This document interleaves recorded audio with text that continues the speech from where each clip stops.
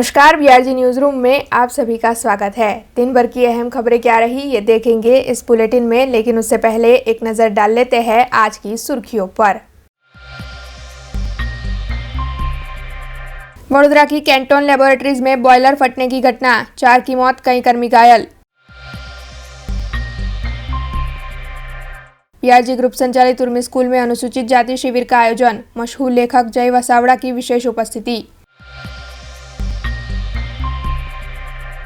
सब रजिस्ट्रार कचहरी में महसूल और कानून मंत्री राजेंद्र त्रिवेदी ने की सरप्राइज विजिट, जंतरी विसंगतता मामले पर की जांच। आइए अब देखते हैं खबरें विस्तार से। वडोदरा के वरसर ब्रिज निकट मौजूद एक कंपनी से बॉयलर फटने की घटना सामने आई है। दरअसल जो जानकारी मिल रही है उसके मुताबिक वरसर ब्रिज निकट मौजूद कैंटोन लैबोरेटरीज कंपनी में बॉयलर फटा है और इस घटना में कई कर्मचारी घायल हुए हैं। इस वक्त जो जानकारी मिल रही है उसके मुताबिक घायल कर्मियों को एम्बुलेंस के जरिए अस्पताल ले जाया गया है और अस्पताल में इन सभी कर्मचारियों का इलाज जारी है। वैसे घटना स्थल पर पुलिस और दमकल विभाग की टीम पहुंच चुकी है और आगे की कार्रवाई की जा रही है।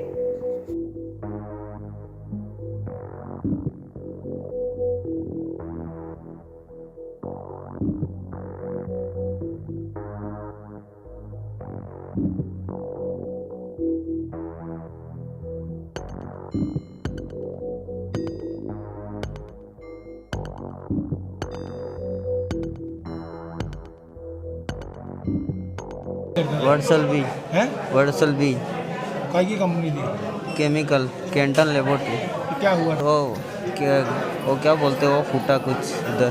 तो कितने लोग जले हुए हैं? क्या मालूम, अभी तो आ रहे सब। बीआरजी ग्रुप संचालित उर्मी स्कूल पर आज आज़ादी के अमृत महोत्सव को मनाने के भाग स्वरूप अनुसूचित जाति जिला कक्षा की शिविर का आयोजन किया गया था, जिसमें विशेष अतिथि के तौर पर लेखक और मोटिवेशनल स्पीकर जय वसावड़ा उपस्थित रहे थे और साथ ही इस पूरे कार्यक्रम के दौरान बीआरजी ग्रुप के चेयरपर्सन लताबेन गुप्ता की भी उपस्थिति रही थी। कमिश्नर युवक सेवा और सांस्कृतिक प्रवृत्ति विभाग गांधीनगर और जिला युवा विकास अधिकारी कचहरी वडोदरा की ओर से आज आज़ादी के अमृत महोत्सव को मनाते हुए एक कार्यक्रम आयोजित किया गया था। दरअसल बीआरजी ग्रुप संचालित उर्मी स्कूल पर अनुसूचित जाति जिला कक्षा की शिविर का आयोजन किया गया था, जिसमें मुख्य अतिथि के तौर पर लेखक और मोटिवेशनल स्पीकर जय वसावड़ा उपस्थित रहे थे। उनकी ओर से सभी छात्रों को वक्तव्य दिया गया। साथ ही इस पूरे कार्यक्रम के दौरान बीआरजी ग्रुप के चेयरपर्सन लताबेन गुप्ता की भी उपस्थिति रही थी और उर्मी स्कूल के शिक्षक समेत बड़ी तादाद में छात्र भी इस दौरान उपस्थित रहे थे। कमिश्नर युवक सेवा और सांस्कृतिक प्रवृत्ति विभाग गांधीनगर द्वारा અને જિલ્લા યુવા વિકાસ અધિકારીની કચેરી વડોદરા દ્વારા આજ રોજ અનુસૂચિત જાતિ જિલ્લા કક્ષાની શિબિરનું આયોજન ઉર્મી સ્કૂલ સમા ખાતે કરવામાં આવ્યું હતું। એમાં જાણીતા લેખક જય વસાવડા સાહેબ ઉપસ્થિત રહી અને ઘણા બધા વિદ્યાર્થીઓને મોટિવેશનલ સ્પીચ આપી અને લોકોને પ્રોત્સાહિત કર્યા હતા। महसूल और कानून मंत्री राजेंद्र त्रिवेदी आज शहर में मौजूद सब रजिस्ट्रार की कचहरी पर पहुंचे। सब रजिस्ट्रार की कचहरी पर पहुंचने के बाद उन्हें 3 गांव जाम्बुआ, तरसाली और तांदलजा में जो ज़मीन की जंतरी होती है, इस मामले में विसंगतता दिखाई दी, जिसके चलते महसूल और कानून मंत्री राजेंद्र त्रिवेदी की ओर से इस मामले में जानकारी जुटाई गई। हालांकि इस पूरे मामले को लेकर जो मामलतदार का वहीवट था, उन्हें महसूल और कानून मंत्री राजेंद्र त्रिवेदी की ओर से सराहा गया। वैसे इस पूरे मामले को लेकर क्या कहना है महसूल और कानून मंत्री राजेंद्र त्रिवेदी का, आइए सुनते हैं। विभाग पासे અને મારી પાસે મહેસૂલમાં વડોદરાની આ દક્ષિણ મામલતદારની કચેરી સાથે આવેલી સબ રજિસ્ટ્રાર દસ્તાવેજ નોંધણીની કચેરી, તેમાં કેટલીક વિસંગતતા ની માહિતી મળેલી। એ વિસંગતતા અને એક ક્ષતિ કેટલી છે એની ચકાસણી કરવા માટે અમે પુરાવા સાથે આવેલા અને એ બાબત એવી ધ્યાનમાં આવી છે કે કુલ 3 જગ્યાઓ ગામો એવા છે, જાંબુઆ, તાંદલજા અને તરસાલી, કે એ ગામોની જે જંત્રી છે એ જંત્રીમાં વિસંગતતા જોવામાં આવી અને જંત્રી 6500 રૂપિયા એને બદલે 2500 રૂપિયા એવું પણ જોવામાં આવ્યું. 2 જંત્રી હોવી તો ન જોઈએ, પરંતુ ઓનલાઈન ગરવી ગુજરાતમાં અને અધિકારીઓ પાસેથી આ 3 ગામોમાં આવી વિસંગતતા જોવા મળી. એના કારણે વિભાગે અગાઉ ચિંતા કરી અને માહિતી આપેલી તમામ સબ રજિસ્ટ્રારોને કે જંત્રીની વિસંગતતા હોય તો માર્ગદર્શન મેળવી લેવું, અથવા તો જે જંત્રી સૌથી વધારે હોય એ જ ગણવી, ઓછી ગણવી નહીં. પરંતુ કેટલાક સંજોગોમાં, ચાહે એ બહુ જ મોટી ક્ષતિના ભાગરૂપ, બેદરકારીના ભાગરૂપ અથવા તો બદઇરાદાપૂર્વક પણ કદાચ વિભાગમાં કોઈકે ઓછી જંત્રીમાં દસ્તાવેજો નોંધવાની પ્રક્રિયા કરેલી છે. આ બાબત ગંભીર રીતે તપાસ માંગી લે છે. અને આજે અમે અમારી પાસે જે કેસો હતા એ કેસોમાં માત્ર 4 કેસની અંદર આ જંત્રીની વિસંગતતા સાચી ઠરેલી છે. કિંમતની દ્રષ્ટિએ ગણીએ તો લગભગ 11-12 કરોડ રૂપિયા પ્રાથમિક રીતે એવું જણાય છે કે જે તે વખતે જંત્રી જ્યારે પ્રિપેર કરવામાં આવી ત્યારે એ જંત્રી જે ભરવામાં આવી એ જંત્રી ભર્યા પછી ફરીવાર પુનઃ વિચારણા એના પર થઈ હશે અને એમાં જંત્રી વધારે કરવામાં આવી, એટલે વધારાની જે જંત્રી થઈ તે ગરવી ગુજરાત ઉપર જણાઈ આવે છે. પરંતુ એ સિવાય વિભાગની અંદર જે પર્કોલેટ થઈ ગઈ ઓનલાઈનમાં, ત્યાં આગળ એ જંત્રી ઓછી જણાય છે. એનો દુરુપયોગ, આ જે ભેદભ્રમ ઊભો થયો એને કારણે કોઈએ એનો દુરુપયોગ ચોક્કસ કર્યો હોઈ શકે. પરંતુ તંત્ર ચોક્કસનું છે અને આ અમે શોધી કાઢ્યું છે.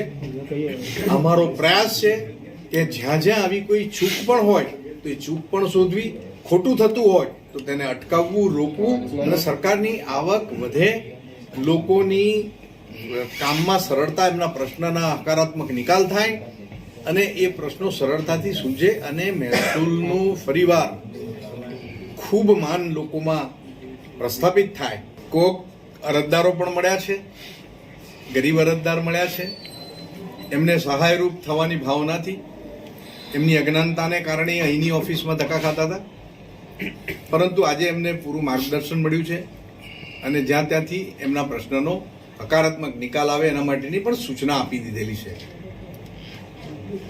કેટલાક એવા પણ પ્રશ્ન આવ્યા છે કે સૂચિત સોસાયટીની બાબતમાં એપ્લિકેશન્સ લેવામાં, અરજી લેવામાં ક્યાંક ને ક્યાંક ચૂક થઈ રહી છે, તો જે તે અધિકારીઓને પણ સૂચના આપી દઈશું કે તેમણે આવી અરજીઓ લેવાની હોય, થતી હોય તે લેવી અને એના પર એક્ટ અપોન કરવું અને સરકાર પાસે એ બધી વિગતો મોકલી આપવી. पूर्व प्रधानमंत्री स्वर्गीय अटल बिहारी वाजपेयी जी के जन्मदिन के चलते जगह जगह पर विभिन्न आयोजन किए जाएंगे. ऐसे में वडोदरा शहर के वाघोड़िया इलाके में शिवाय क्लिनिक और ग्रेस लेबोरेटरी के सहयोग से निःशुल्क सर्वरोग निदान कैंप का आयोजन किया जाने वाला है. इसी मामले में शिवाय क्लिनिक के डॉक्टर अभिषेक शर्मा ने ज़्यादा जानकारी दी है. હું ડૉક્ટર અભિષેક શર્મા, ડાયાબિટોલોજિસ્ટ, શિવાય clinic, Dabhoi Waghodia, ring road. હું અને ગ્રેસ લેબોરેટરી ભેગા થઈને એક બહુ સરસ મજાનો કેમ્પ, નિઃશુલ્ક કેમ્પ ઓર્ગેનાઇઝ કર્યો છે રવિવારે 26 તારીખે સૂર્યનગર ગરબા ગ્રાઉન્ડ પર. આ કેમ્પની વિશેષતાઓ માટે આપણે વાત કરીએ તો એ કેમ્પમાં રજિસ્ટ્રેશન નિઃશુલ્ક છે, ત્યાં દવાઓની પણ વેચણી નિઃશુલ્ક છે, અને જે પણ બ્લડ રિપોર્ટ્સ આપણે ત્યાં કરાવીએ છીએ એ બ્લડ રિપોર્ટ્સ પર 50% ડિસ્કાઉન્ટ રાખેલું છે. જે લોકો આ કેમ્પમાં લાભ લેવા માંગતા હોય તે 9409460333 નંબર પર રજીસ્ટર કરાવી શકે છે પોતાનું નામ. અને જે લોકોએ નામ નોંધાવી નથી શકતા કોઈ પણ કારણોસર એ લોકો ત્યાં ઓન સ્પોટ રજીસ્ટ્રેશનની ફેસિલિટી પણ આપણે રાખેલી છે. ત્યાં આવીને પોતાનું નામ એ રજીસ્ટર કરાવી શકે છે. राजकोट के सौराष्ट्र यूनिवर्सिटी में बीकॉम के सेमेस्टर 3 के इम्तिहान जारी थे. ऐसे में अर्थशास्त्र के पेपर लीक की घटना सामने आई. इस बारे में सौराष्ट्र यूनिवर्सिटी के कुलपति को जानकारी मिलते ही उनकी ओर से पुलिस शिकायत दर्ज करवाई गई और फिलहाल पुलिस की ओर से 8 शक्मंदों की पूछताछ की जा रही है. लेकिन अब इस मामले में सौराष्ट्र यूनिवर्सिटी के कुलपति डॉक्टर नितिन पेथाणी ने बयान दिया है और अपने बयान में उन्होंने ये बताया है कि अर्थशास्त्र का इम्तिहान अब रद्द किया जाता है और 3 जनवरी को अर्थशास्त्र का पेपर फिर से लिया जाएगा. तो आइए सुनते हैं सौराष्ट्र यूनिवर्सिटी के कुलपति डॉक्टर नितिन पेथाणी का इस मामले में क्या बयान है. સૌરાષ્ટ્ર યુનિવર્સિટીમાં જે પેપર લીકની બાબતે અમે તુરંત પોલીસને જાણ કરી અને પોલીસે જે કોઈ આની સંડોવણી હતી એ મોબાઈલના નંબરના આધારે એમની ધરપકડ પણ કરી છે. ધરપકડ કરીને એની પૂછતાછ ચાલી રહી છે. અત્યારે પોલીસ સ્ટેશને અમારા અધિકારી પણ છે. જરૂરી વિગતો અમે પોલીસને પૂરી પાડી રહ્યા છીએ. દરેકે દરેક બાબતોએ જે કંઈ કોલેજના કેન્દ્રો હતા એની પણ વિગતો પૂર્ણ આપી છે અને એની સાથે અમે સંપૂર્ણપણે અત્યારે જે પેપર લેવાનું હતું એ પેપર આપણે રદ કરીને આગામી 3જી તારીખે આ જ વિદ્યાર્થીઓને આ જ કેન્દ્રએ એ જ સમયે એ યોજવા માટેના નિર્ણય પણ અમે કરી દીધેલા છે અને એ નિર્ણયને આધારે વિદ્યાર્થીઓને આ પરીક્ષા જે ગઈકાલે આપેલી પરીક્ષા છે એ 3જી તારીખે આપવાની રહેશે. પોલીસ આ બાબતે સઘન તપાસ કરી રહી છે. જે કોઈ શકમંદ અથવા તો જે કોઈ વ્યક્તિ છે એને પકડીને પણ લાવ્યા છે અને તુરંત આજ બપોર સુધીમાં જ અમને પોલીસ રિપોર્ટ આપશે અને રિપોર્ટ આપ્યા બાદ જો એમાં કોઈ વિદ્યાર્થી હશે, કોઈ કોલેજ હશે, કોઈ કોલેજના કર્મચારી હશે કે કોઈ પણ વ્યક્તિ હશે, યુનિવર્સિટી સાથે સંકળાયેલી કોઈ પણ વ્યક્તિ હશે કે આ પેપર ફોડવામાં કે લીક કરવામાં જેની પણ ભૂમિકા હશે એની અમે કડકમાં કડક કાર્યવાહી હાથ ધરીશું. આ પેપરમાં 18,000 વિદ્યાર્થીઓ પરીક્ષા આપી રહ્યા છે અને ભૂતકાળની વાત કરું તો ભૂતકાળમાં મારી જાણમાં છે અને મારી પાસે અત્યારે છે કે ભૂતકાળમાં આ પ્રકારે કોલેજ જેણે પણ પોલીસ ફરિયાદ થઈ હતી અને પોલીસ ફરિયાદને આધારે જે નિર્ણય આવ્યા હતા એનું એફિલિએશન રદ કરેલું અને એફિલિએશન હજી અપાયેલું નથી એ પણ બહુ સ્પષ્ટ કહું છું.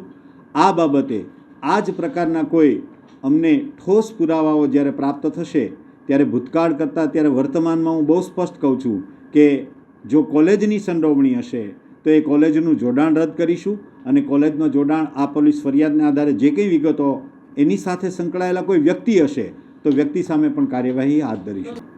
અત્યારે પોલીસ સાથે મારો સંપર્ક ચાલી રહ્યો છે. જ્યાં સુધી ઠોસ વિગતો આપણને એટલે કે પોલીસ અમને ન પ્રોવાઈડ કરે ત્યાં સુધી એ શકમંદ હોય કે આરોપી હોય એના વિશે કહેવું એ થોડુંક વહેલું જણાશે.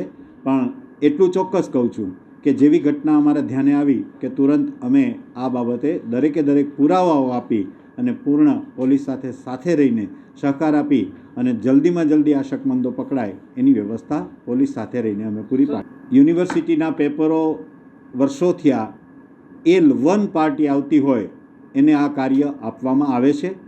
એ જ રીતે આ L1 આવ્યા પછી એ પાર્ટીને પેપર છાપવા માટે આવેલું પણ આપની વાતમાં પણ આવ્યું અને આપને પણ જણાવું કે અત્યારે કોણ જવાબદાર છે, પ્રેસ જવાબદાર છે, યુનિવર્સિટી કે કોલેજ, એ જ્યાં સુધી પોલીસ પાસેથી પૂર્ણ વિગતો ના આવે ત્યાં સુધી કોઈ શકમંદ અથવા તો કોઈ પ્રેસ જવાબદાર છે એવું જણાવી શકાશે.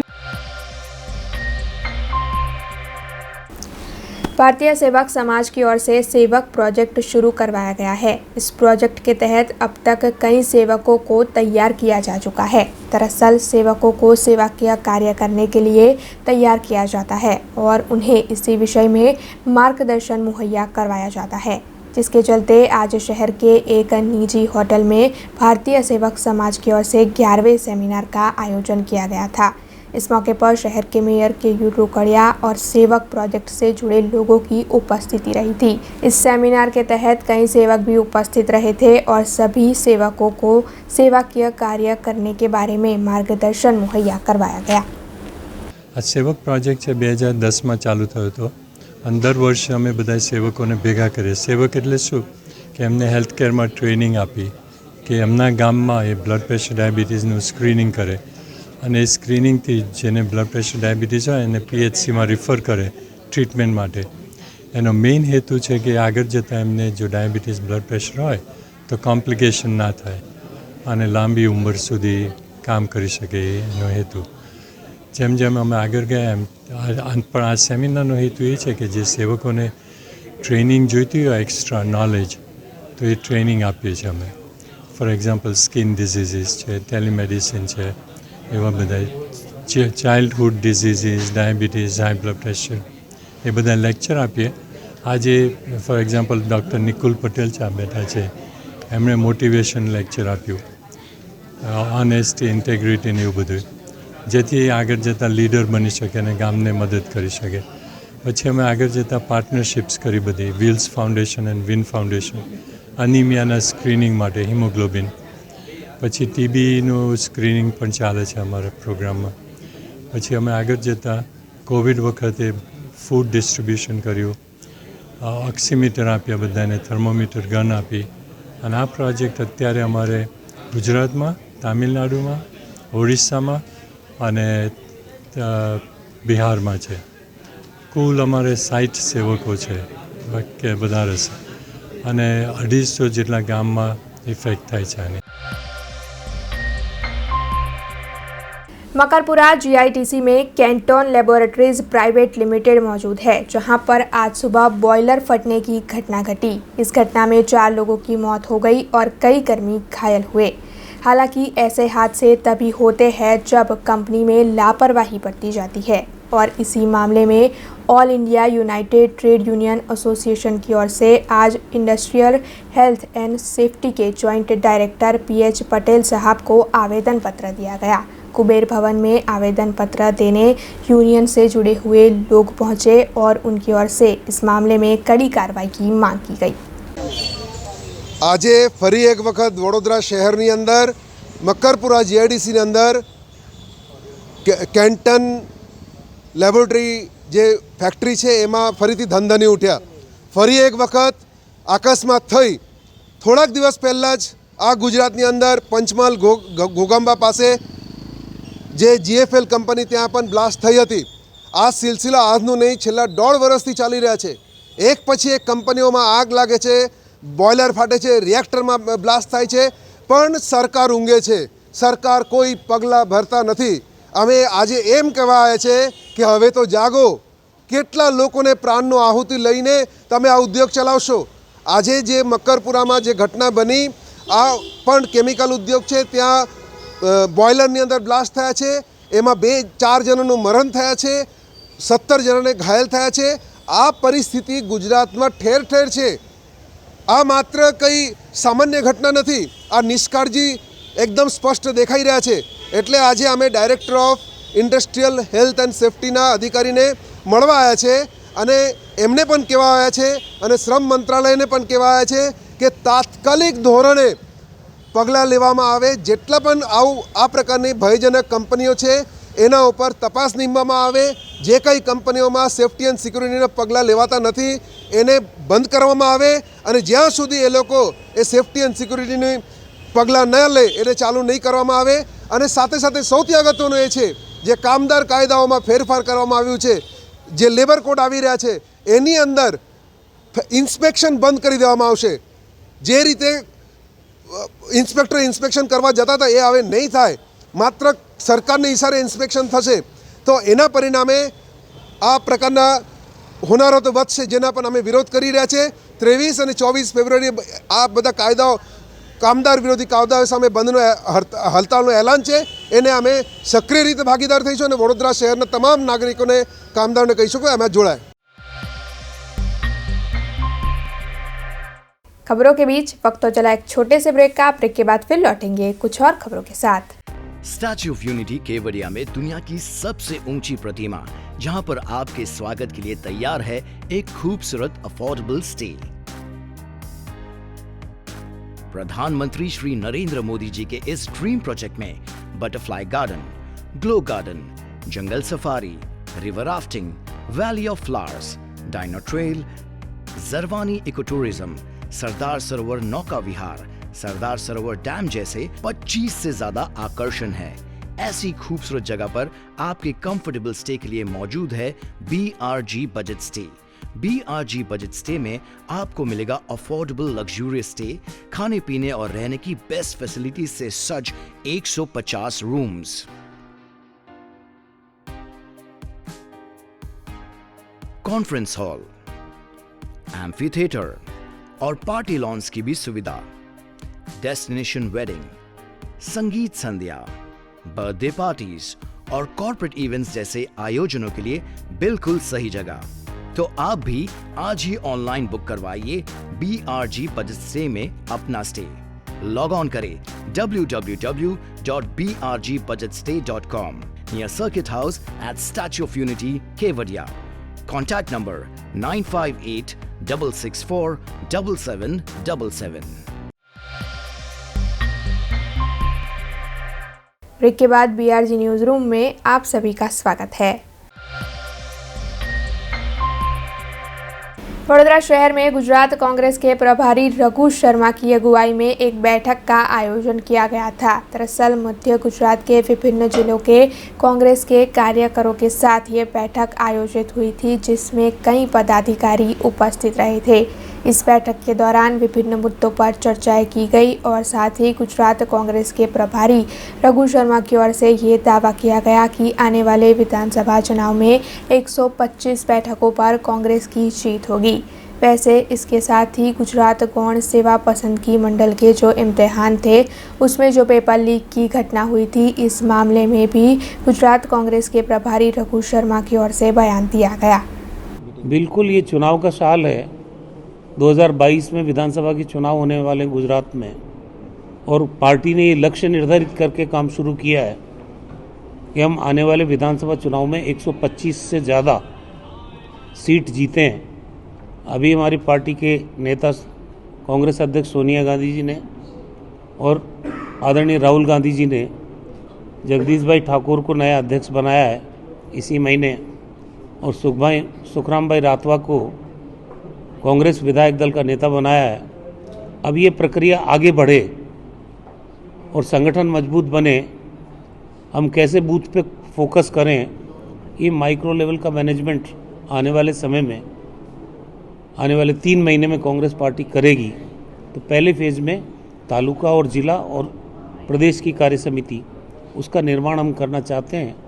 जहाँ लोग अच्छा काम कर रहे हैं उनसे हम आगे भी काम लेंगे, लेकिन जहाँ अगर परिवर्तन की ज़रूरत है वहाँ परिवर्तन करेंगे. दाहोद डिस्ट्रिक्ट, छोटा Udaipur, Narmada district, Panchmahal district, Mahisagar district और वडोदरा सिटी और रूरल, इन 6 जिलों की जो भी हमारे पार्टी के लोग हैं, चाहे हमारे विधायक हैं, PCC के ऑफिस बेरर हैं, जिलाध्यक्ष हैं, तालुका प्रेसिडेंट हैं, सभी लोगों को हम लोगों ने बातचीत करने के लिए बुलाया है.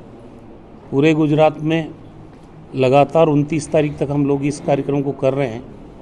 संगठन में जहां तालुका में या ज़िले में पार्टी को मजबूत करने के लिए इनके सुझाव लेंगे.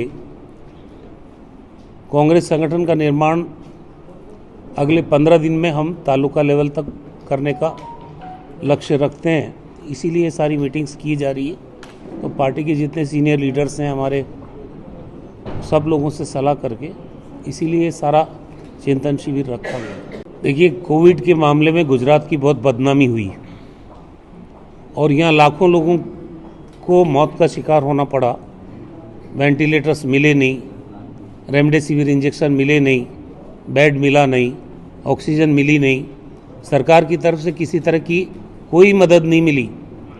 और पहले सरकार मान रही थी कि पूरे कोविड में चाहे फर्स्ट वेव हो चाहे सेकेंड वेव हो 10,000 लोगों की मौत हुई है।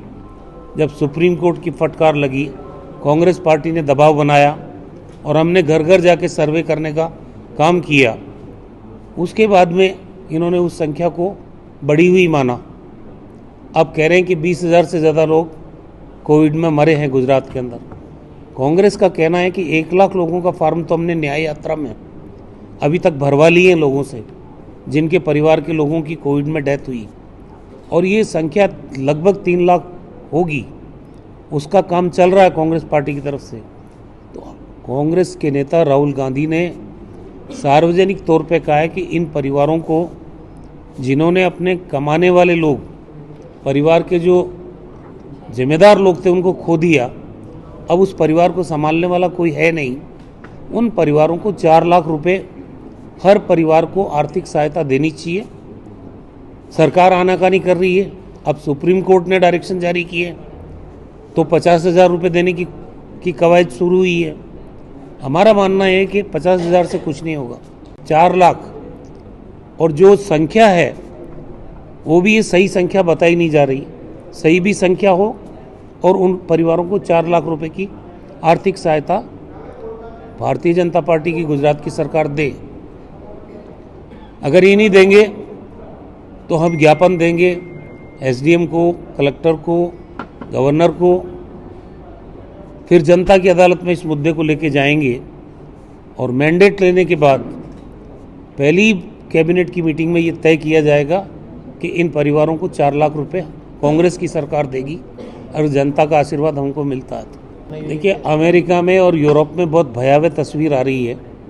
लाखों लोग वहाँ ओमिक्रॉन के शिकार हुए। गुजरात में भी ये संख्या 100 से ऊपर हो गई है। तो गुजरात की सरकार को निश्चित रूप से, क्योंकि पहले लापरवाही बरती तो बहुत जनहानि हुई, यहाँ पे लोगों को समय पे उपचार नहीं मिला। अब कम से कम ओमिक्रॉन फैले नहीं गुजरात के अंदर, उसकी व्यवस्था तो सरकार को कदम तो उठाने पड़ेंगे। और जो बीजेपी के मेयर थे बोरा जी, जो इसके जीएसएसबी के चेयरमैन हैं, वो पेपर लीक होने के बाद भी मना कर रहे हैं कि कोई पेपर लीक नहीं हुआ। गृह मंत्री दूसरे दिन बोलते हैं कि पेपर लीक हुआ है। 1.5 लाख लोग इस एग्ज़ाम में बैठे थे। उनके परिवारों ने पैसा भी खर्च किया, तैयारी भी कराई, कोचिंग भी कराई होगी। एग्जामिनेशन सेंटर पे जाता है तब भी खर्चा होता है। ये जो नौजवानों के साथ, बेरोज़गार लोगों के साथ भारतीय जनता पार्टी खिलवाड़ कर रही है, उनकी पार्टी के अध्यक्ष बोल रहे हैं कि जो भी भर्ती निकलेगी उसमें बीजेपी के कार्यकर्ताओं को भर्ती करेंगे। और जो प्रिंटिंग प्रेस में ये पेपर छप रहा है, उसकी भूमिका ही संदिग्ध है। जो मोदी जी किताब लिखते हैं वो भी वहीं छपती है, हर पेपर वहीं छप रहा है। ये जो सारी जांच सुप्रीम कोर्ट या हाई कोर्ट के सिटिंग जज के द्वारा होनी चाहिए, और जितना फ्यूचर में पेपर हो वो भी हाई कोर्ट के जज की निगरानी में हो, हाई कोर्ट की निगरानी में हो। और जो बड़ी मछली है उस पर बीजेपी कार्रवाई नहीं कर रही है, उनको बचाने का काम हो रहा है। ये सबसे बड़ा अनफॉर्चुनेट है। बड़ी मछली का नाम क्या है? वो बड़ी मछली कौन है? सबसे पहला तो जो चेयरमैन है उसी की जिम्मेदारी है। बड़ी मछली सामने नजर आ रही ना, बीजेपी कार्रवाई क्यों नहीं करती? क्योंकि उनकी पार्टी का आदमी है। आज किसी भी विभाग में अगर कोई ऐसा गलत काम होता है, सबसे पहली जिम्मेदारी, नैतिक जिम्मेदारी उस विभाग के मुखिया की होती कि नहीं होती है? फिर आज बीजेपी ने कार्रवाई क्यों नहीं की उसके खिलाफ? तो कांग्रेस ऐसा कह रही है कि बीजेपी असित वोरा को बचा रही है। बिल्कुल, उसको नहीं बचा रही है, और भी लोग शामिल है इसमें। और जो बड़े लोग हैं जिनका कनेक्शन बीजेपी के साथ है, उनको बचा के, और जो छोटी मछलियां हैं उस पर कार्रवाई कर रही है। बड़ी मछलियों को पकड़ो ताकि गुजरात के बेरोजगार लोगों के साथ अन्याय तो नहीं हो। 25 दिसंबर को देश भर में नाताल का पर्व मनाया जाता है। कल 25 दिसंबर है और कल पूरा देश नाताल का पर्व मनाएगा। ऐसे में आज वडोदरा शहर में बीआरजी ग्रुप संचालित गुजरात पब्लिक स्कूल अटलादरा में नाताल के पर्व के चलते सांता क्लॉज की प्रतिकृति बनाने के कार्यक्रम का आयोजन किया गया था, जिसमें बड़ी तादाद में छात्रों ने उत्साह से शिरकत की। बीआरजी ग्रुप संचालित स्कूलों में विभिन्न तरीके की सांस्कृतिक प्रवृत्तियों का हमेशा ही आयोजन किया जाता है। दरअसल शिक्षा के साथ साथ बच्चों का सर्वांगीण विकास हो, इसी आशय से ऐसे आयोजन किए जाते हैं।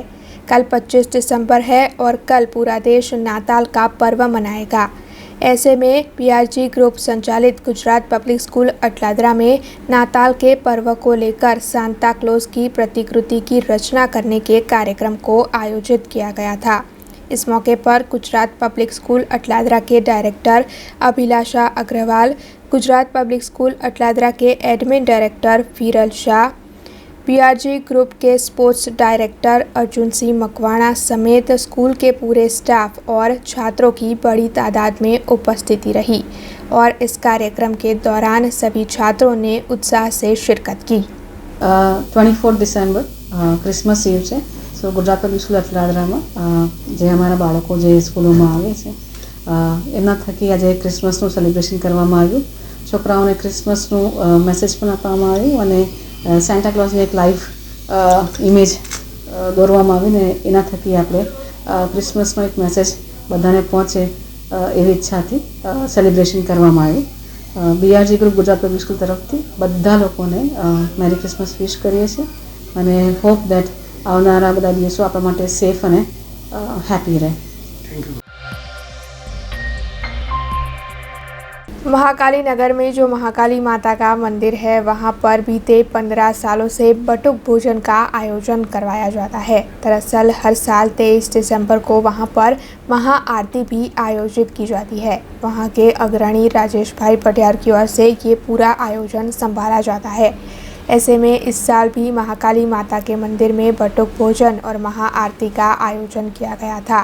इस मौके पर श्री छत्रपति शिवाजी सहकारी मंडली लिमिटेड के अध्यक्ष गौरव पवले और राजेश पटियार उपस्थित रहे थे। साथ ही बड़ी तादाद में भक्तों की भी इस दौरान उपस्थिति रही थी। महाकाली नगर विश्वामित्री ब्रिजના નીચે મહાકાળી માતાના મંદિરમાં દર વર્ષે રાજેશભાઈ પડિયા તરફથી જે બટુક ભોજનનો મહાયજ્ઞ અવિરત ચાલતો આવ્યો છે, જે રીતે ભૂલકાઓ આનો આનંદ લે છે, વિસ્તારના લોકો તેમજ મહાકાળી નગર, સુબોધનગર એ તમામ વિસ્તારના લોકો માટેની જે કાર્ય કરવાની એમની ધગશ લાલાભાઈ પડિયારની જે છે એ જોતાં આજના દિવસે જે ઉપસ્થિત લોકો એને બહુ જ આનંદથી વધાવે છે અને આ જ રીતના કાર્યક્રમ અને બટુક ભોજન એમનું અવિરત ચાલે એવું અમે મહાકાળીના ચરણે પ્રાર્થના કરીએ છીએ। વિશ્વામિત્રી મહાકાળી નગર અને સુભાષનગરના છેલ્લા 15 વર્ષથી બટુક ભોજનનું આયોજન કરેલું હતું।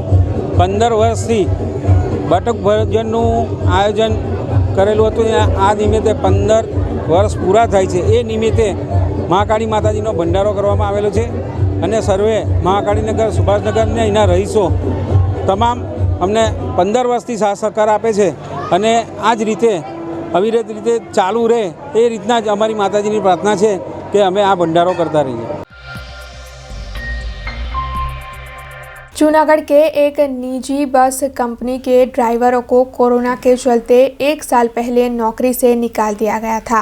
हालांकि इन सभी ड्राइवरों की ओर से उन्हें न्याय मिले, इसी आशय से बार बार जिला कलेक्टर को आवेदन पत्र देकर इस मामले को प्रस्तावित किया जा रहा था।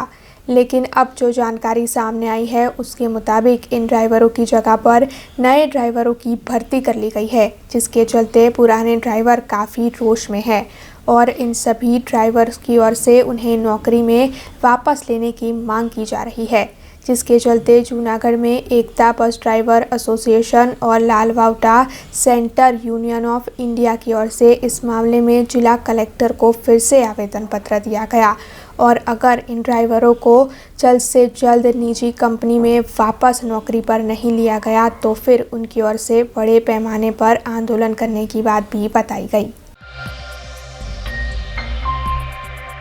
जूनागढ़ में विश्व हिंदू परिषद की ओर से 3 दिन की प्रबंधक समिति की बैठक का आयोजन किया गया है, जिसकी आज से शुरुआत हुई। विश्व भर के हिंदुओं के सामने जो विभिन्न तरह की समस्याएं आ रही है उसे सुलझाने के आशय से जूनागढ़ में विश्व हिंदू परिषद की ओर से 3 दिन की प्रबंधक समिति की बैठक का आयोजन किया गया है। आज से जूनागढ़ के स्वामीनारायण मंदिर पर प्रबंधक समिति की बैठक की शुरुआत हुई है। इस बैठक की कार्यसूची के बारे में विश्व हिंदू परिषद के केंद्रीय महामंत्री मिलिंद जी परांडे ने ज़्यादा जानकारी दी है। जून में और दिसंबर में, और इस बैठक में देश भर के सभी प्रांतों के कार्यकर्ता आते हैं। देश भर में जो अलग अलग चुनौतियां हैं हिंदू समाज के सामने की, उन विषयों को लेकर 6-6 माह में बैठकर फिर हिंदू समाज की आवश्यकताएं क्या है, चुनौतियां क्या है, ऐसे विषय लेकर कार्य के बारे में चिंतन होता है। पीछे जो कार्य किया है उसके बारे में भी चर्चा होती है। और इसलिए एक धर्मांतरण की समस्या को लेकर बहुत दिनों से हम लोग कार्य कर रहे हैं। जाफराबाद के एक मछुआरे मनोज भाई बांभणिया और उनकी बोट कुछ दिनों पहले लापता हो गई थी, जिसके बाद बोट एसोसिएशन के प्रमुख और सदस्यों की ओर से इस मामले में पुलिस से शिकायत की गई और पुलिस की ओर से एक टीम के साथ समुंदर में तहकीकात भी की गई थी। हालांकि उस वक्त तो पुलिस को कुछ भी नहीं मिला था, लेकिन 7 दिनों बाद आज जाफराबाद से 10 नॉटिकल माइल की दूरी पर बोट और मछुआरे मनोज भाई बांभणिया की लाश बरामद हुई। ऐसे में डेड बॉडी को इस वक्त पोस्टमार्टम के लिए भेजा गया है और पुलिस की ओर से आगे की तहकीकात जारी है। 17 तारीखे रात्रे मनोज भाई बांभणिया बोटमांथी अकारणसर गुम થઈ ગયા હતા, જેની સવારે અમને ખબર પડી અને હીરાભાઈ સોલંકી સાહેબના માર્ગદર્શન પ્રમાણે અમે લોકો જાફરાબાદના કિનારે કિનારે દરિયે અલગ અલગ ગામ સુધી જઈને તેમની ગોતશોધ લગાતાર 4-5 દિવસથી કરતા હતા। અચાનક 7મા દિવસે અમને જાણ અમીરભાઈ સોલંકી બોટ એસોસિએશન પ્રમુખ દ્વારા જાણ કરવામાં આવી કે તેમની ડેડ બોડી પાણીમાં તરે છે એવા સમાચાર છે। ત્યાં અમારી ટીમ તરત દોડી આવી અને તેમની બોડીને સરકારી હોસ્પિટલે પીએમ માટે લઈ ગયા અને પીએમ કરી અને તેનું ડેડ બોડી તેના પરિવારને સોંપી દીધું। અમારે જયતપો નામની બોટ 17 તારીખે રાત્રિના ફિશિંગ માટે મચ્છીમારી કરવા જતી હતી। તે સમયે અમારે મનુભાઈ બાંભણિયા નામનો વ્યક્તિ રાતના 12 થી 1 વાગ્યાના ગાળામાં 10 નોટિકલ માઇલના અંતરે ગુમ થયેલ અમારા સમાજના આગેવાનો અને સમાજના બધા માણસોનો 6 દિવસથી શોધખોળ ચાલુ હતી અને કાલે અમને મેસેજ મળ્યા એક કે બોટ દ્વારા કે 10 માઇલે એક લાશ નીકળેલી છે। તો અમે અમારી જે તપોન નામની બોટ છે જે ગુમ થઈ બોટો દરિયામાં શોધખોળ લાશને શોધી રહી હતી, ત્યારે અમે એને મેસેજ આપ્યો કે આ બોટ માલિકે કીધેલું છે તમે ત્યાં તપાસ કરો આ બોટ ડેડ બોડી મનુભાઈની છે કે નહીં।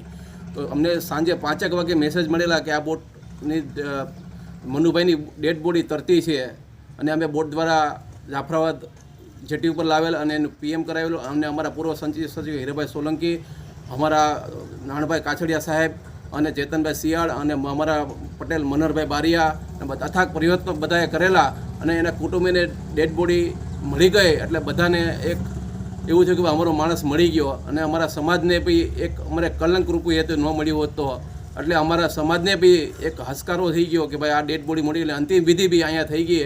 એટલે અમે બધા પોલીસ ખાતું, અમારા જાફરાબાદની ડૉક્ટરી ટીમ અને અમારા આગેવાનોની બધી જહેમતથી આ બધું અમને જે ડેડ બોડીમાં બધો સહયોગ મળેલ છે અને તે બદલ હું બધાનો બોટ એસોસિએશન વતી આભાર માનું છું।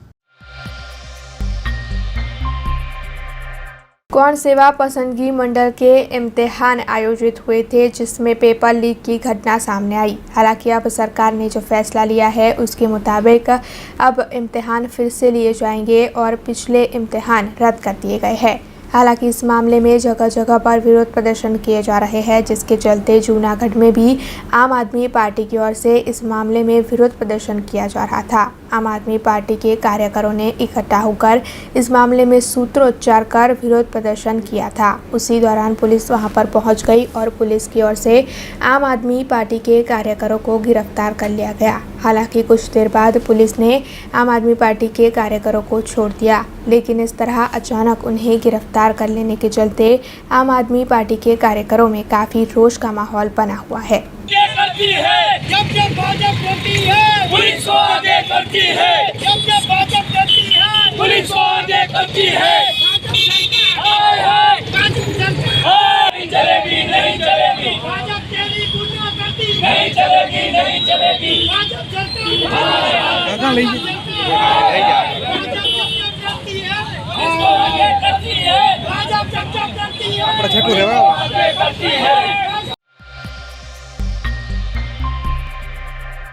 खबरों का सिलसिला खत्म करने से पहले आइए नजर डाल लेते हैं आज की कुछ खास खबरों पर।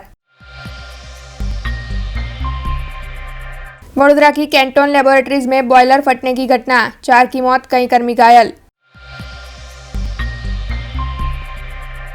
बीआरजी ग्रुप संचालित उर्मी स्कूल में अनुसूचित जाति शिविर का आयोजन, मशहूर लेखक जय वसावड़ा की विशेष उपस्थिति। सब रजिस्ट्रार कचहरी में महसूल और कानून मंत्री राजेंद्र त्रिवेदी ने की सरप्राइज विजिट, जंतरी विसंगतता मामले पर की जांच। देश, दुनिया और शहर से जुड़ी कुछ और खबरें लेकर कल फिर लौटेंगे। तब तक दीजिए बीआरजी टीम को इजाजत। धन्यवाद। अब खबरों से लगातार अपडेट रहना हुआ आसान। बीआरजी न्यूज आपके मोबाइल स्क्रीन पर आज ही बीआरजी न्यूज की mobile app Google play store और ऐप स्टोर से डाउनलोड करें और खबरों से लगातार जुड़े रहें।